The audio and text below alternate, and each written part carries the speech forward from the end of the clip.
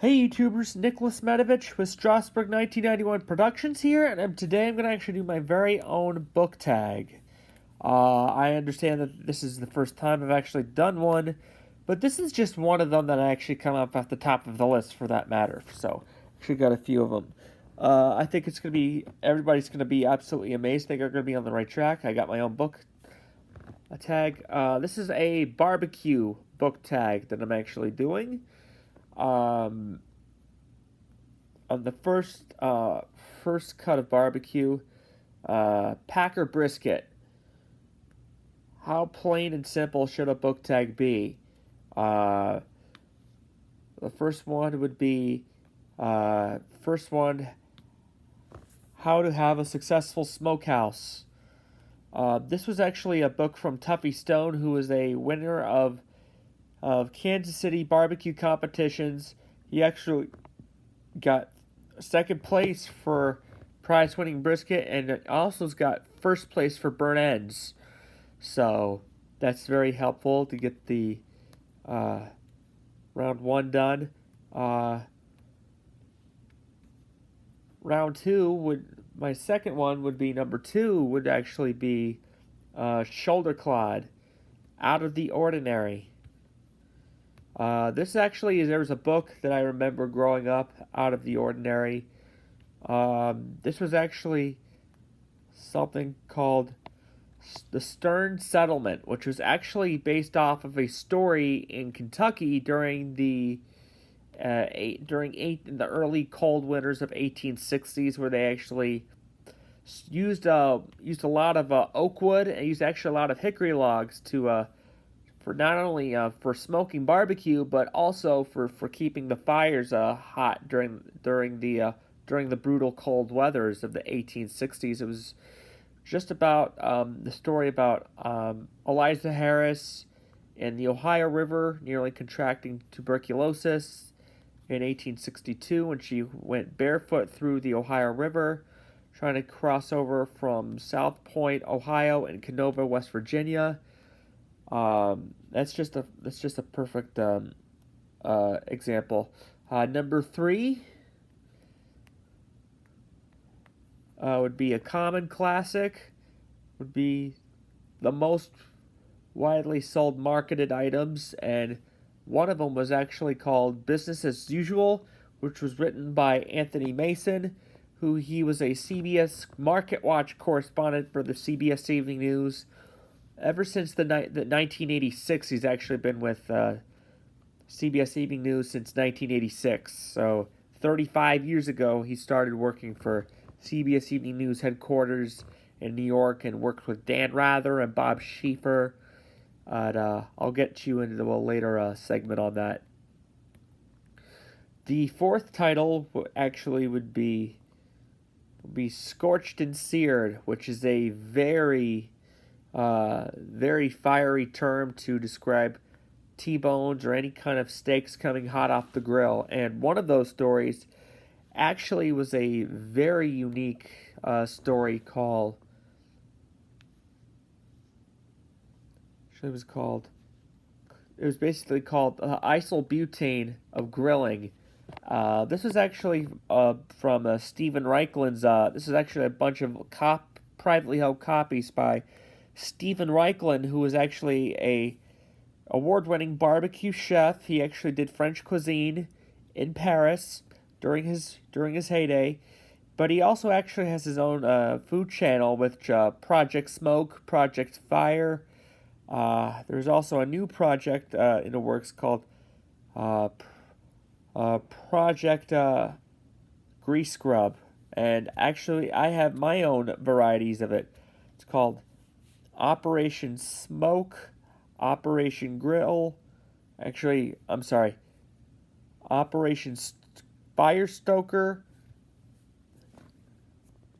Grease Atomizer. Actually, what they call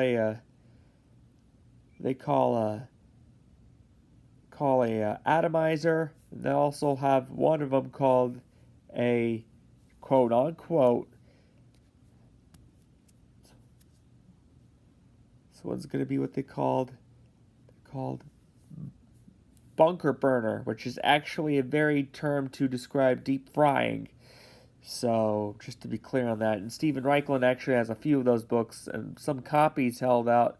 And even some of my own family members actually had sometimes during the 1920s, because my great-grandma actually had a few cookbooks from the 1920s, including actual varieties of fried chicken skins and liver and onions. I mean, it was basically from her 1926 original cookbook that was actually sold for like a little over $3,000, but it's like a privately held copy, so it's one in an octillion to find.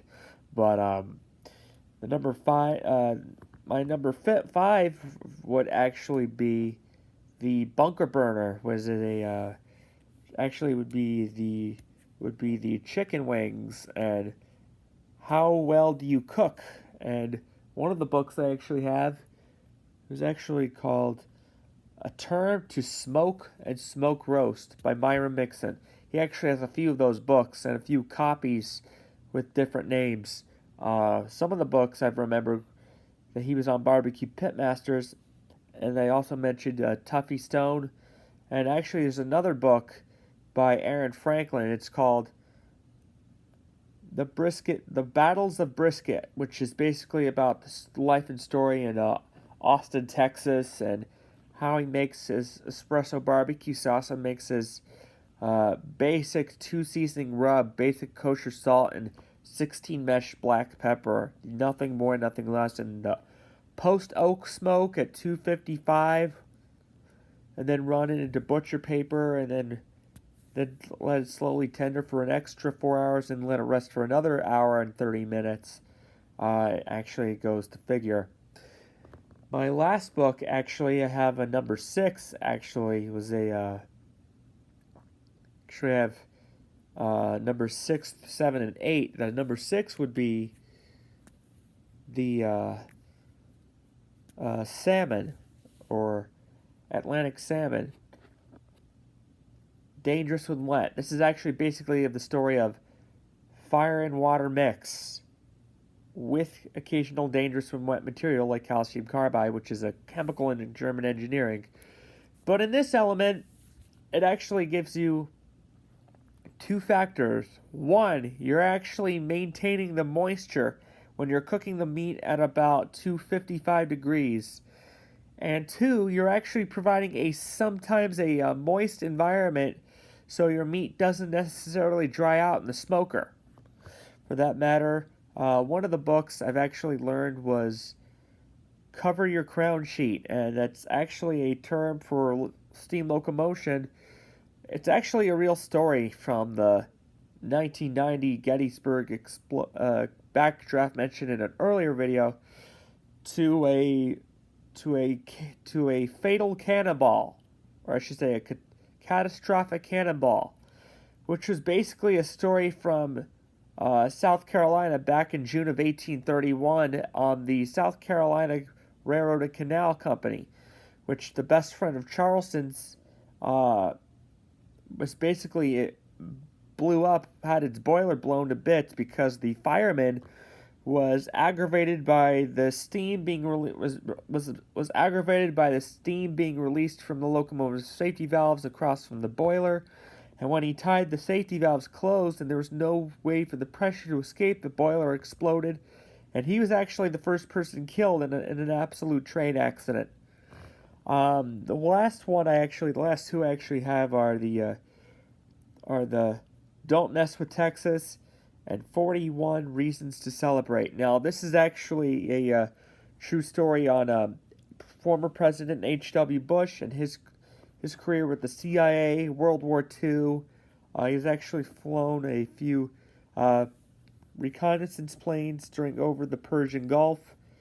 There's actually another book that was rather outspoken, written by Dan Rather, who is the CBS correspondent, reported from CBS News headquarters in New York, who always showed courage in any face of danger, and always showed eminence, courage, and wholehearted courtesy. And that's part of a rule for tonight.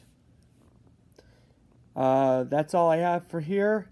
I will show a part 2 of this in a different video for a different segment, and hopefully I hear from all of you soon. Okay, bye.